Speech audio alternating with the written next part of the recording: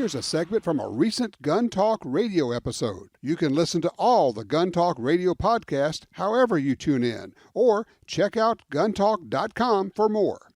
It is that time of year. We're running around, we're doing shopping, we're doing stuff, and people are unaware, clueless. It's like wearing the victim sign. To hurt me, do something. Completely oblivious of surroundings. Looking at phones, talking on phones. Thinking the world revolves around you and that you're in this bubble. I mean, I guess. I'm not sure what's going on. But just like people just don't seem to be very safety conscious. And frankly, it's kind of easy for any of us to get into that and forget to get into condition yellow or whatever it is, however you like to categorize it. And the real question is, how do you know what to do? How do you know what to look for? What are the signs? Well, a friend of mine knows all that kind of stuff. We're joined right now by Steve Tarani. He is former everything, and from law enforcement to military to secret squirrel stuff and everything else. Steve, how are you, sir? Good, Tom. How are you today? I am well, and obviously author of books, and a lot of it is all about, and yeah, you're like the super martial arts, self-defense, knife guru, swords, everything else, guns. But your whole thing is, hey, how about not getting into the fight in the first place? Absolutely, Tom. Yeah, that's the idea. Why introduce risk and potential personal injury when you don't have to? Okay, so, and you're a guy who, if people said, I'm going to pick somebody to be on my side, you would be first on my list, okay? But even having said that, even if you have all the skills in the world, it doesn't mean that you're not going to end up getting hurt if you get into a situation. That's true. You can, however, hedge your bet towards the direction of not having to step on the battlefield in the first place. Okay. Oh, help me out. How do we do that? Okay, well, I'd like to offer to our listeners sort of a 30,000-foot view, and then we can jump straight into the techniques. Okay. But, sure. Looking at it from above, any other time of the year, we're very busy with family and work and living and all. We've got that layer. Now, if you want to look at the holidays where we are now, you want to look at it as an additional layer on top of that. There may be added family obligations, appointments, travel plans, things like that. So that's a second layer. Now add a third layer of complexity to all of that, such as we're dealing with COVID and a target-rich environment for opportunists, especially during the holidays. Okay. So you've got these three layers of complexity that are not normal when we're not during the holidays. So applying good situational awareness to these multiple layers of complexity doesn't just mean, throwing your eyeballs on something. It means being mentally connected to your environment, as you had mentioned earlier, instead of being buried in your phone and wrapped up with all of your activities and appointments.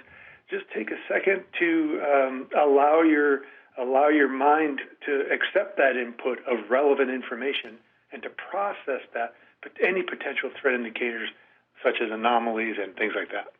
Well, and when you start talking about threat indicators and anomalies, there are things you can look out for and things you get trained for, but some of it, you don't have to be like super trained up. You could just say, okay, would it really be fair to just start paying attention when you get into a parking lot before you leap out and take off? Stop, look around, who's around you, who's standing around close to you. Does everything look right before you open the door and exit? That's absolutely correct. Anytime you enter into a new environment, let's say you're approaching a complex or a shopping center or a parking lot, on the approach, you want to look, of course, near to far. Is the building on fire? Is there a firefight? Yeah. Are there first responders outside with rifles, things like that? Those would be indicators that, maybe you should keep driving or keep your distance.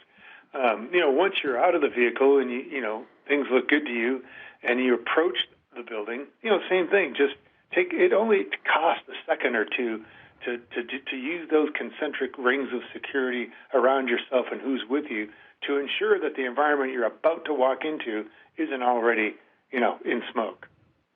I mean, and you've done a ton of high-level executive VIP protection work. And for that, you've got your eyes moving all the time. You're looking at, the possible threats. What are you looking for there that we can learn from? There's a lot going on there. So I would offer when you end up going into, I'm just making this up, a shopping mall, for example, if you end up being faced with an active killer situation, your two choices are pretty much to stand there in place with your mouth open or take some type of positive action. If you're going to select to take the positive action, that would mean on your way in, making the plan to get out before it's, for example, where's my safe area? Is it the car? Is it back at the car? Is it the exterior wall of the building? How do I get there? Where are my points of cover or concealment and things like that along the way back to safety? Okay. And I remember when I took the class with you, we're doing like QCB, if you will, and you made the statement, said, look, in a lot of the work that you used to do with special groups, they would tell you, look, and you realize like the best trained people in the world, and said, if we have to go to guns, we failed. I think that is a fascinating story that you talked about. Absolutely, yes. It was one of my very good memory, Tom. That was quite a few years back. Yes, we were in a briefing, pre-deployment briefing, and our team leader, guy had been in for 3 decades, very seasoned protective agent, and he said to us, and this is a quote, "If you boys go to guns, you failed." And we all kind of looked at him like he had antlers, It's like, what do you, we can't even get on an airplane unless we're qualified. We had to have a very high level of qualification, and he says, okay, guys, here's what guns are. Guns. He likened firearms to the lifeboats on the Titanic. He said, you need to learn to know how to use the lifeboats? The answer is yes. However, I have an idea. This is what he said. He goes, I have an idea. How about look for an iceberg? And we're like, yeah, shaking our head. Yeah, good idea. And he says, and then if you look for an iceberg, you might see one. And if you see one, then drive around it. But if you fail to look for an iceberg, fail to see it, and crash into it, fail to drive around it, then do you need to use the lifeboats? And we understood what he meant by that. There's far greater value in perception than there is in response. I love it. I mean, it's just like the perfect story. So it's like, because if you're not thinking that way, you may think, well, I've got a gun, so I've got the solution, without thinking that the whole idea is that's absolute last step when everything has gone into the crapper.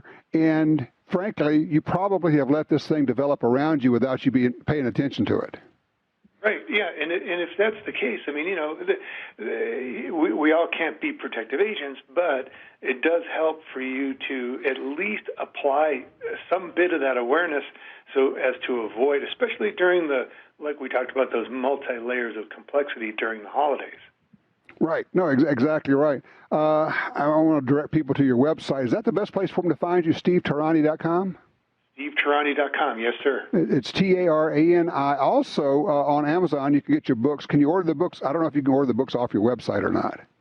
Not off the site, but you can go directly to Amazon, and your most powerful weapon, it goes over, a tremendous amount of detail on utilizing your awareness to get yourself out of some nasty situations. Yeah, it's if you get that and you get like left of bang, you're in the place of thinking, okay, what do I look for? How do I actually see? It's one thing to look; it's another thing to see, and that's just a whole different deal. And that's a mental training thing, isn't it, Steve? Absolutely. Here, I'll give you a quick example. So, sure. How many times have you looked at your watch and then to see what time it is, and then you had to look at it again? You placed your eyeballs on it the first time, but you weren't there. It didn't register in your mind. You were not mentally connected to the activity of observing your environment. And that's the whole point. And that's what Henry David Thoreau in his quote, it's not what you look at that matters, it's what you see. I love it. Steve, thank you so much for spending some time with us and giving us that, I call it the NTOT, the I never thought of that heads up on a lot of this stuff. Tom, always a pleasure and a privilege, sir. Look forward to seeing you again. Hope it's sooner rather than later. Very good, sir. Wishing you and the family a very Merry Christmas. All right, you too. You take care.